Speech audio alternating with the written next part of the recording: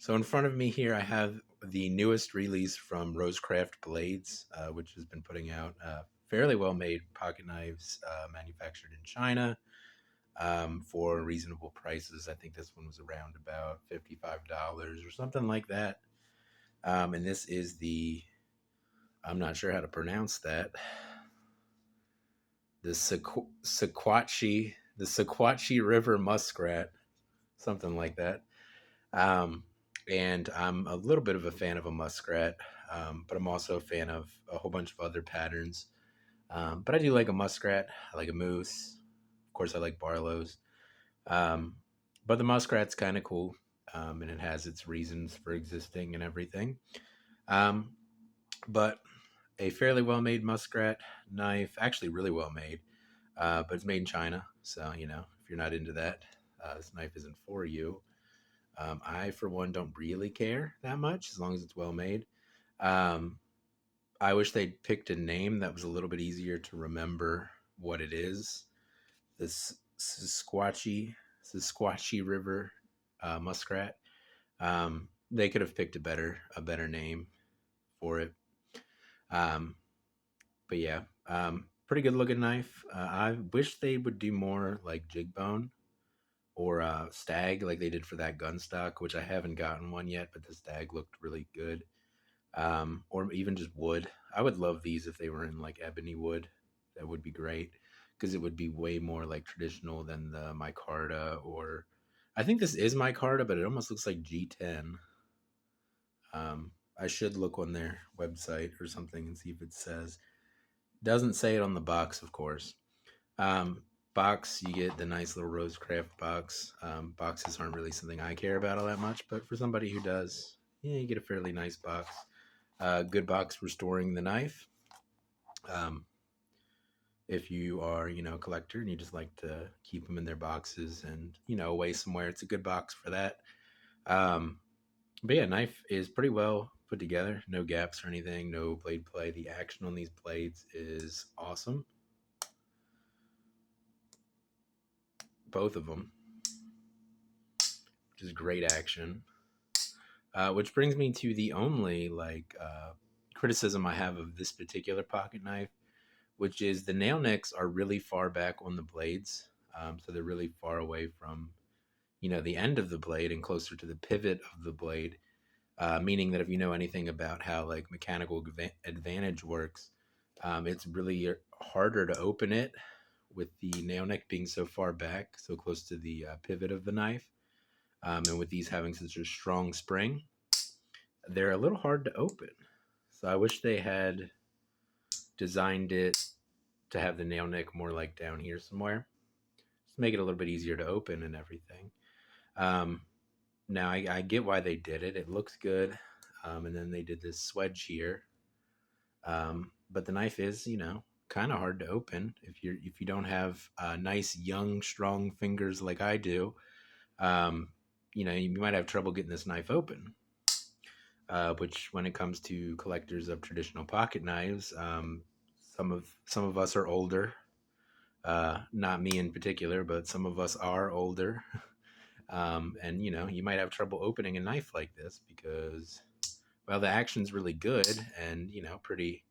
It's what a lot of people want in a traditional pocket knife, which I see every time that Great Eastern Cutlery releases a knife that has a little bit less of rip your fingernail off while you're trying to open it type of action, because then everybody complains. So this is what we all seem to want: is these really strong back springs.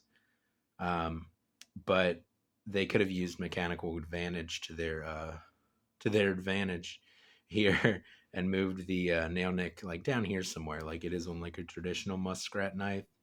And I think it would make it a lot easier to open. That being said, the blades, they're exactly identical, pretty much, shape wise, anyway. Because that's how muskrat is usually. And they look good. Let's just look at one of them here so I don't accidentally cut myself. Nail neck, like I said, is pretty far back there, which looks aesthetically pleasing. You got your Rosecraft tang stamp. It does actually appear to still be stamped into the blade, which is nice.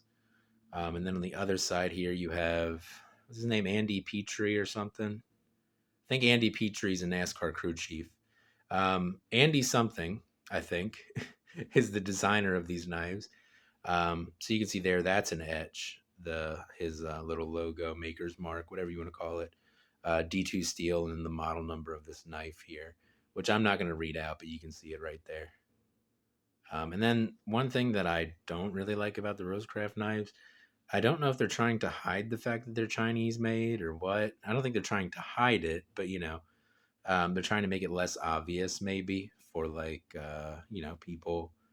Once you take this little sticker off, I just wish they would just put China on the Tang stamp, because I don't really care. And this little sticker here is annoying because when you peel it off, as I think Logan over at Knife Thoughts has pointed out, even once you get all this residue off of here, which I'm not gonna be able to get off of here real easily, do some ballistol over there. I could spray that and make the whole house smell like ballistol to get this little bit of gunk off of here. But once you get that gunk off, it seems like it still leaves some sort of like residue, which I just don't have it off the whole way. Let's see if I can get it mostly off here.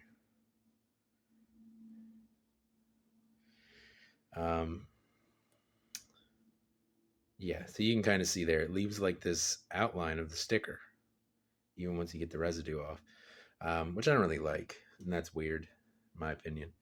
But yeah, I mean, good looking knife. They're like Ace. Is that what that's called? Spade. Their Spade shield here looks good, especially on the black. And the black micarta looks all right. I just wish they would do a bone or wood instead, because that's more traditional thing. Blade centering, it's pretty good. Yeah, both the blades are pretty well centered.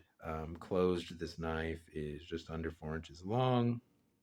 And then the blade length on both blades, because they're like the same, should be right about 3 inches, it looks like, with a cutting edge of around 2.5. So, fairly sizable knife, not huge, but fairly big. Questionably legal in the United Kingdom, but I don't live in the United Kingdom, so you guys would have to figure that out for yourself.